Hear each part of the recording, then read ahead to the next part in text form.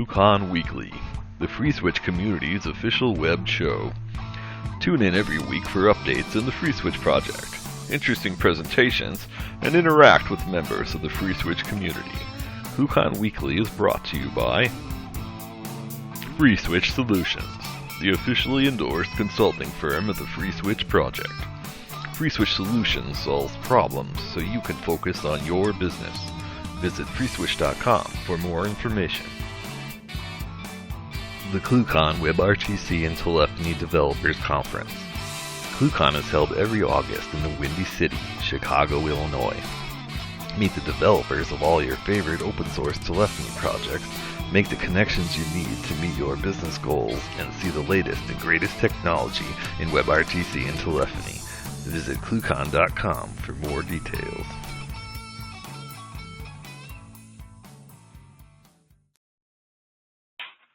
All right, guys. Welcome to ClueCon Weekly. Today is October the 28th. And coming up today, we have FreeSWITCH 1.6 and why you should be using it. It's not just for video. So you guys hang out for that. We'll have some demonstrations on that shortly. Mr. West, how you doing today? I'm doing pretty good. Just trying to get on top of everything and get this presentation ready to go. Cool, cool, cool. How's your week been? I can't believe it's Wednesday already. So much to do, so little time. It seems to be just a battle against the craziness of open source. Yeah, so you want to hint at what you're going to be talking about here in just a minute? I'm going to be demonstrating why you guys should be paying closer attention to FreeSWITCH 1.6 and why you should probably accelerate your adoption of it. So, I'll go over that as we get started in it, but I think it's going to be an interesting thing for a lot of people to hear. Cool, cool. Yeah, we'll have to show that off in here in just a minute and everything. Next up, we got Miss Kathleen King. How you doing today? I'm doing really well. From my end, the big news this week is that we have some cool new pages up on the website. We have a dedicated video page for the cool FreeSWITCH videos that we put out, and we have a neat new page for all the information on our core team. It's all nice and in one place. You can see email, IRC NIC, Amazon wishlist, and a brief bio. So it's nice. And then, as always, to get the latest updates, you need to make sure you're following us on Twitter and liking our Facebook pages at ClueCon and at FreeSWITCH. We'll keep you updated on all the cool and awesome things we're doing. Yeah, didn't we add something new to the homepage also? We did.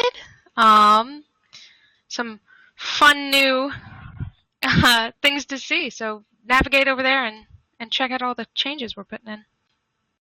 Yeah, and if you need help with FreeSWITCH or you want to find out what everything's about, there's a big click here to chat now button right there on the homepage, and that'll drop you in a hip chat so you can chat with the team, find out what's going on, and have a good old time and everything. So be sure to come in and check that out. All right, guys. So, Mr. West, let's just get started here. Let's see here. What do you have to show us today?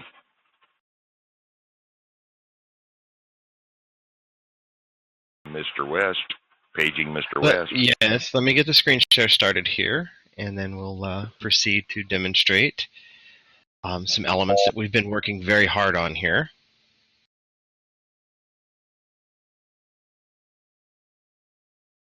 All right, so I'm seeing a common theme in the FreeSWITCH community as a whole, that there's this misconception that 1.6 is for video only. So I kind of want to address that right now. There's a lot of things we've done in 1.6 that were not even related to audio or video at all. It was mostly an audio improvement. There's a lot of things that you guys have probably been seeing us do if you've paid attention. It's a lot of fun. But what we've done is we've rebuilt our audio jitter buffer from the ground up. It was based on the code that we had from our video jitter buffer.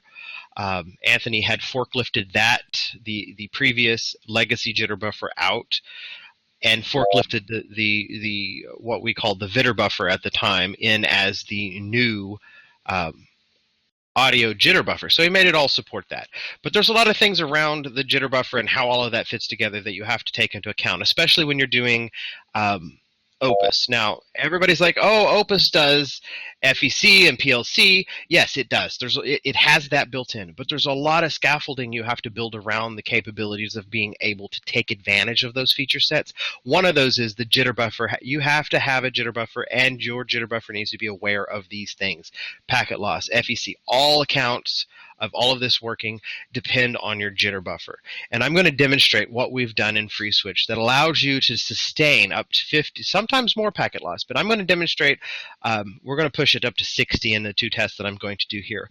We're going to do an 8K Opus call with FEC, and then we're going to do a 48K Opus call with PLC. So what I'm going to do is I'm going to start right now, and I'm going to bring in a phone call, just an audio phone call that is a reading of Chapter 1 of The Wizard of Oz, all right? So we're going to call the first one in. Old Frank Baum, Chapter 1, The Cyclone. Dorothy lived in the midst of the great Kansas prairies with Uncle Henry, who was a farmer, and Aunt Em, who was the farmer's wife. Their house was small, for the lumber to build it had to be carried by wagon. I'm going to mute that while I explain what I'm doing here. Now, you heard the audio come in. I turned the jitter buffer on. Audio went to crap. Now, I'm going to do... Reject that phone call. FSCLI-X UUID jitter buffer 1P. We're going to turn a jitter buffer on, and then I'm going to unmute it, and you're going to hear that the jitter is ground gone. Called a cyclone cellar, where the family could go in case one of those great world. So as you can hear, we're correcting the jitter that I'm introducing with TC from this system. Now, I have this test right here that we're going to start. I'm going to turn the audio back on, and we're going to watch this go down all the way to 60% packet loss. So let me unmute the audio so you guys can hear as this progresses from 1 to 60. Not a tree nor a house broke the broad sweep of flat country that reached to the edge of the sky in all directions. The sun had baked the plowed land into a gray mass with little cracks running through it. Even the grass was not green, for the sun had burned the tops of the long blades until they were the same gray color to be seen everywhere. Once the house had been painted, but the sun blistered the paint and the rains washed it away. Now the house was as dull and gray as everything else. When Aunt Em there to live, she was a young, pretty wife. The sun and wind had changed her, too. They had taken the sparkle eyes, left them a sober gray. They had taken the red from her cheeks and lips, and they were gray also. She was thin and gaunt and never smiled now. When Dorothy, who was an orphan, first came to her, Aunt Em had been so startled by the child's laughter that she would scream and press her hand upon her heart whenever her voice reached her ears, and she still looked at the little girl with wonder that she could find. Uncle Henry never laughed. He worked hard from morning till night, and did not know what joy was. He was from his long beard to his rough boots. So as you can see, I stopped it at 60. The usable call audio is usually about 50. So we're going to listen to it at 50. Growing as gray as her other surroundings. Toto was not gray. He was a little black dog with long, silky hair and small black eyes. So that was a 48K call with we took it all the way to 60% packet loss, and as you could hear, the audio, even up at 60% packet loss, was more usable and more you could understand what was going on if you really had to try. 50% is about the limit there, so we're going to turn loss off and jitter off. Now we're going to end this call that I had in. Okay, so now we're going to call in an 8K Opus call. Now this is going to run at 8K using the Opus codec. We're going to demonstrate this. Let's see here. Oh, I'm wrong window. Call 02. So. Old Frank Baum, Chapter 1, The Cyclone.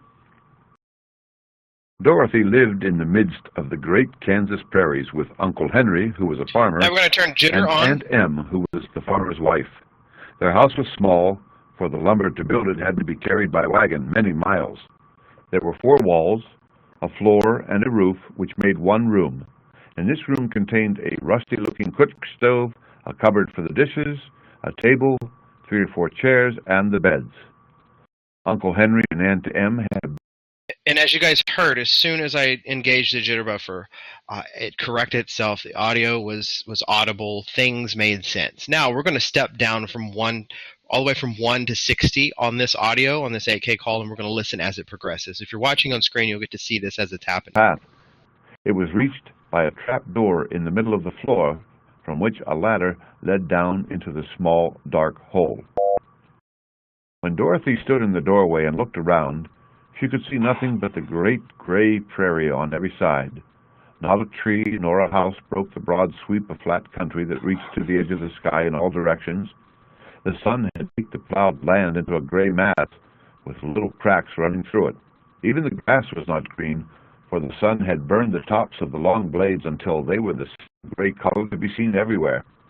Once the house had been painted, but the sun blistered the paint and the rains washed it away. And now the house was as dull and gray as everything else. Aunt Em came there to live. She was a pretty wife. The sun and wind had changed her, too.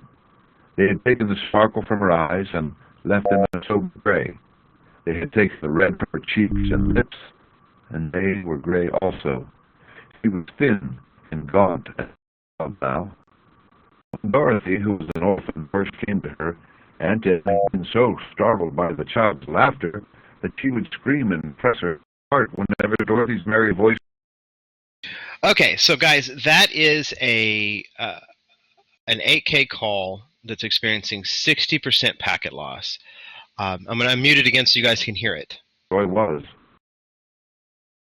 His beard was rough boots, and he looked stern and solemn and rarely spoke. It was Toto that made Dorothy laugh and saved her from growing gray as her other surroundings. Toto... Now I've moved it back to 50 because 50 is about the line. Silky hair and small black eyes that twinkled merrily on either side of his funny wee nose. Toto played all day long, and Dorothy played with him and loved him dearly. Today, however, they were not playing. Uncle Henry sat up on the doorstep and looked anxiously at the sky, which was even grayer than usual. Dorothy stood in the door with Toto in her arms and looked at the sky, too. Aunt Em was washing the dishes. From the far north... So guys, that is a demonstration of the capabilities that FreeSWITCH has gained in 1.6, which underscores the reasons why you guys should adopt 1.6 as soon as possible. 1.4 is going to be EOL'd in short order, and this will help you guys in these packet loss scenarios. And I don't know of anybody that provides products and services on the public internet that doesn't have a customer that will complain when there is packet loss. This technology that you have available in your hands now with FreeSWITCH 1.6 will allow you to give your customers that audio quality that they are craving. We all know that consumer internet is not flawless. It's bumpy, is what James Bodie calls it. It's got a lot of bumps in it. And we all know that a lot of customers expect flawless on these audio calls. So does anybody have any questions about what we've done? Yeah, actually, Brian, there's a question that came in from IRC. How much does jitter buffering affect RAM usage on the box? I've not done extensive testing, but you shouldn't see that big of an impact on it because it depends on how big your buffer is, how much memory you're going to be shuttling around there. It affects it a little bit more on video, but on the audio portion of it, it should be negligible compared to, you know, having a customer call you and complain and yell and scream that their audio is not functioning like they expect. Right, yeah, and that's going to also adjust based on whether you're running, say, like an 8K codec like 711 or whether you're running like a 48K codec like Opus. Right. Because it's going to be based on frame size and how many frames you're keeping around and, you know, based on the jitter buffer size and all that other good fun stuff. And then, obviously, how many concurrent calls you're running that have jitter buffer enabled on them. So, you know, that should answer that question there. So test it for your actual scenario for you guys that are wondering that, and you can go from there.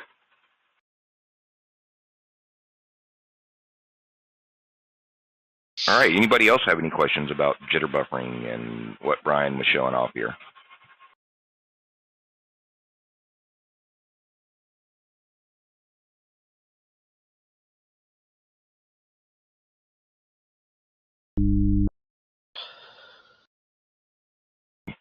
Anyone?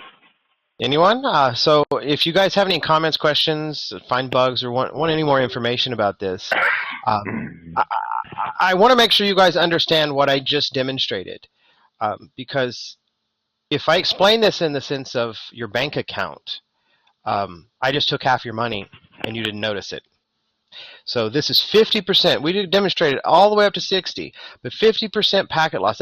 I wouldn't drive over a bridge if 50% of it was missing. But this allows you to sustain some pretty sketchy internet. So it's a phenomenal thing that Anthony spent a considerable amount of time on. And if you see his wish list on the new page Kathleen talked about, click something off there for him, because I cannot tell you how many times him and I set up working on this, testing this. He really did a good job on this, so we should show our appreciation. Let's see here. I don't know if we can, somebody asked if we could demo 2 concurrent calls with 50% jitter. I don't know if we could really do that or not in the scenario that we're demoing, the way we're demoing that. In the scenario that we're demoing, it would be difficult to hear both of them in this particular scenario. You should have the exact same experience in that particular case. But these packet loss scenarios that I demonstrated were super extreme. They wouldn't even be considered what I would call acceptable internet. Most people, 10 to 15 or less are what you're going to experience in the wild. If you have packet loss that's 50, 60%, you need to get your provider on the phone and get a refund, because that's not even acceptable. I mean, they don't like it when you pay half of your bill, or 40% of your bill. So if that's happening, yeah, you need to probably get them on the phone and get it fixed. You've got something broken somewhere.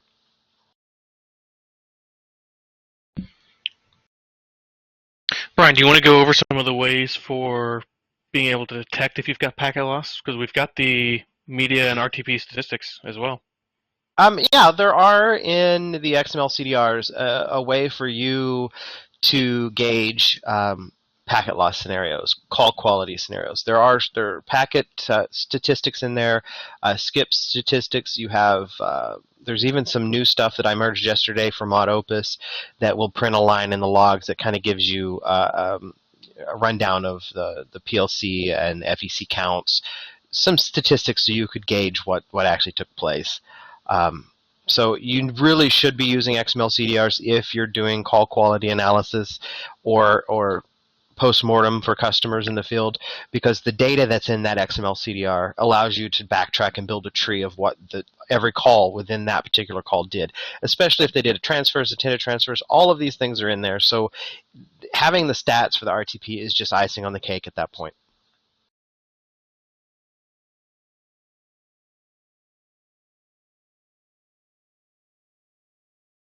Any other questions? Very cool. Yeah, anybody else have any questions for Brian?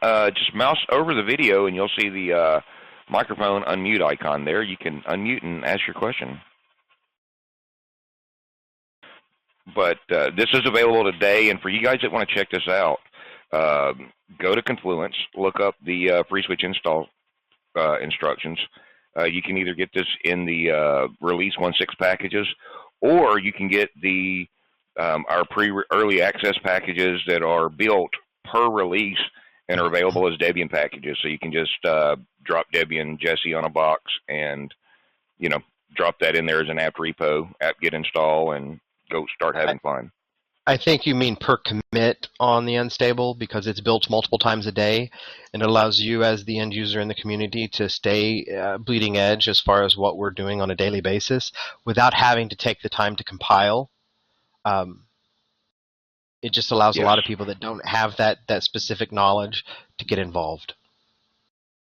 Yeah, and for you guys that are wondering what's the difference between that and what's in the release, the releases are typically several weeks, anywhere from 2, 3, 4 weeks, maybe even 6 weeks behind what's getting committed today, so we can have time to find bugs and get those out there. So if you want to know what's coming down the pipe, the testing repo with the latest per commit builds is where you want to be, so that once it makes it to release, you are well ahead of the curve at that point. You've already been able to test pretty much what everybody's running on release now. And plus, that also gives you time to report bugs back in and gives us time to fix those things.